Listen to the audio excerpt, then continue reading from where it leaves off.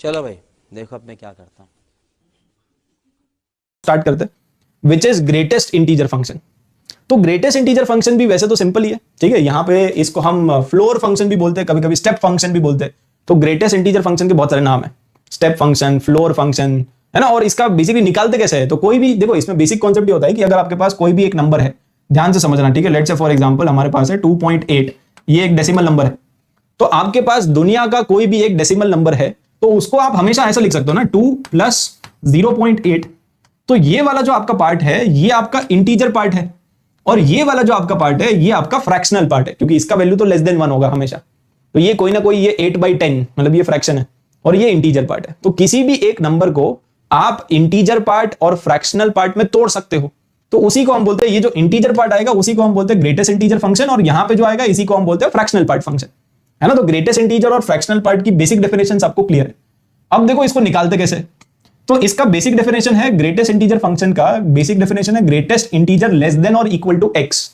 मतलब बेसिकली जैसे मान लो कोई भी एक, मैंने आपसे पूछा कि ग्रेटेस्ट इंटीजर ऑफ 1.2 या फिर ग्रेटेस्ट इंटीजर ऑफ 2.8, तो इसका आंसर आप कैसे निकालोगे। मतलब इसका बेसिक्स थोड़ा सा समझो। वैसे तो मेरे ख्याल से आंसर बहुत सारे बच्चों को पता ही होंगे, बट इसका मतलब क्या होता है, ग्रेटेस्ट इंटीजर लेस देन और इक्वल टू एक्स। मतलब इसको आप नंबर लाइन पे प्लॉट करो, यहां पे 1 होगा कहीं ना कहीं, यहां पे 2 होगा, और ये जो 1.2 आएगा वो इन दोनों के बीच में आएगा ना। तो आप यहां पे खड़े हो और आपको हमेशा निकालना होता है ग्रेटेस्ट इंटीजर लेस देन और इक्वल टू एक्स। तो less than equal to x है, और एक्स का वैल्यू यहां पे 1.2 है ना। This is the value of x, this is the value of x, x का वैल्यू। तो आप कोई ऐसा इंटीजर बताओ जो कि ग्रेटेस्ट है और इससे कम है, एक्स से कम है, it is less than equal to x.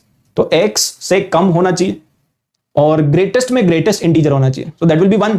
समझ रहे हो। तो आपको हमेशा क्या करना होता है कि आप जहां पे भी खड़े हो वहां से लेफ्ट साइड चलना स्टार्ट कर दो, है ना। जिधर भी आप खड़े हो ऐसे खड़े हो जाओ और ऐसे लेफ्ट साइड आप चलना स्टार्ट कर दो। जो भी पहला इंटीजर आपको मिल गया ना, that is your greatest integer. ये बेसिक डेफिनेशन है। तो जहां पे भी आप खड़े हो वहां से हमेशा हम चलते हैं लेफ्ट साइड, ऑलवेज, ये फिक्स्ड है, ठीक है। तो जो भी आपको पहला इंटीजर मिलेगा उसको करना राम राम, और वही आपका आंसर है। ठीक है, तो चमक गया होगा यार मेरे ख्याल से। तो बस ये 1 is the answer for this. Negative integers में क्या होगा बताना। जैसे एक और एग्जांपल ले लेते हैं। फॉर एग्जांपल लेट्स टेक, हमारे पास कुछ नेगेटिव इंटीजर है, लेट्स टेक -1.2। तो -1.2 का ग्रेटेस्ट इंटीजर कितना आएगा उसको निकालने के लिए अगेन आप बेसिक डेफिनेशन से चलो। तो ये मान लो -3, -2, -1, यहां पे कहीं पे 0, ये आपकी नंबर लाइन है। तो नंबर लाइन के ऊपर ये कहां पे लाई करेगा, -1.2, यहां पे कहीं पे आएगा -1.2। तो आप यहां पे खड़े हो और जहां पे भी आप खड़े हो वहां से आपको चलना लेफ्ट साइड। अगर आप लेफ्ट साइड चलना स्टार्ट कर दोगे तो ये इंटीजर आएगा। तो बेसिकली इसका आंसर -2 आता है। तो ये हमेशा ध्यान रखना कि जो भी नेगेटिव नंबर्स होते हैं उसमें आपका अगर ये -1.2 है तो -2 आ जाएगा, और यहां पे जो भी आपका जैसे नंबर है, पॉजिटिव नंबर है 1.2, तो 1 का 1 आ जाएगा, 2 का 2 आ जाएगा। तो इसका शॉर्टकट आपको समझ में आ गया।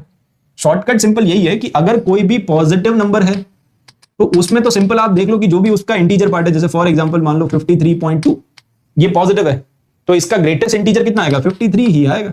अगर मान लो आपके पास है 2.999, तो इसका ग्रेटेस्ट इंटीजर कितना आएगा, इसका ग्रेटेस्ट इंटीजर 2 ही आएगा।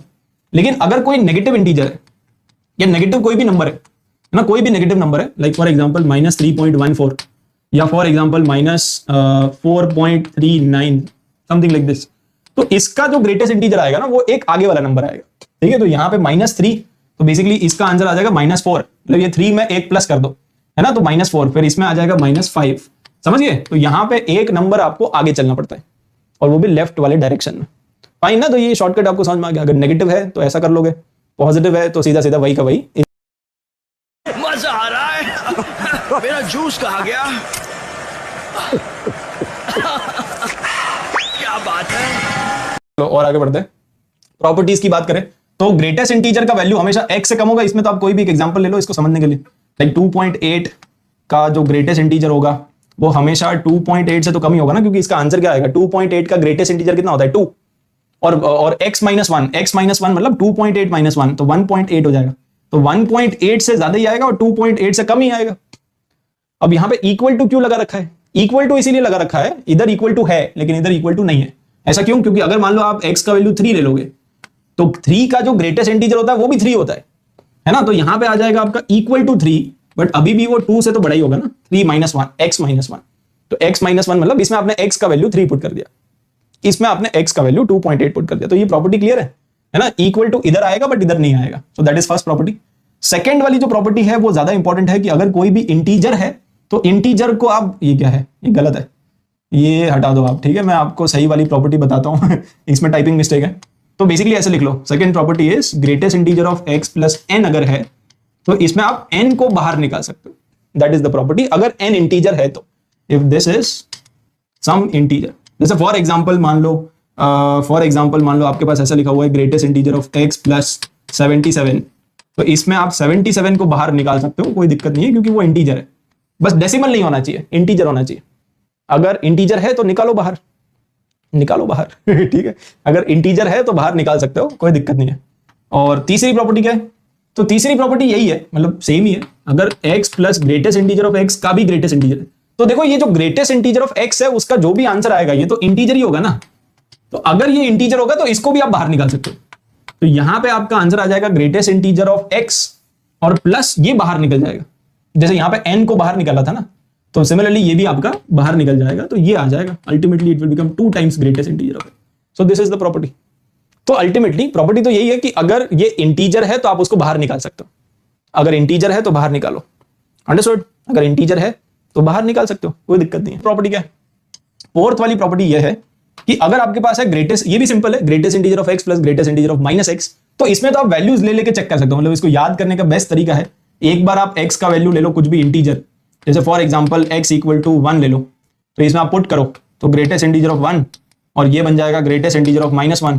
अब 1 का ग्रेटेस्ट इंटीजर 1 होता है और -1 का ग्रेटेस्ट इंटीजर -1 ही होता है, जितने भी इंटीजर्स होते हैं उनका greatest integer is the same thing. तो ये भी एक प्रॉपर्टी आप यहां पर नोट कर सकते हो, जैसे अगर कोई भी इंटीजर है z, उसका greatest integer will be z only, समझ गया ना, जैसे 4 का 4, 3 का 3, 2 का 2, नेगेटिव के लिए भी होता है -2 का -2, तो जितने भी इंटीजर्स है उनका greatest integer will be the same thing, it will be the same number. Okay, तो ये तो बेसिकली यहां पे कितना आ जाएगा, इसमें तो 0 आ जाएगा, तो अगर x का वैल्यू इंटीजर है देन यू विल गेट 0, और अगर x का वैल्यू इंटीजर नहीं है तो क्या बात है सर, क्या बात है सर, क्या बात है, ये बात है।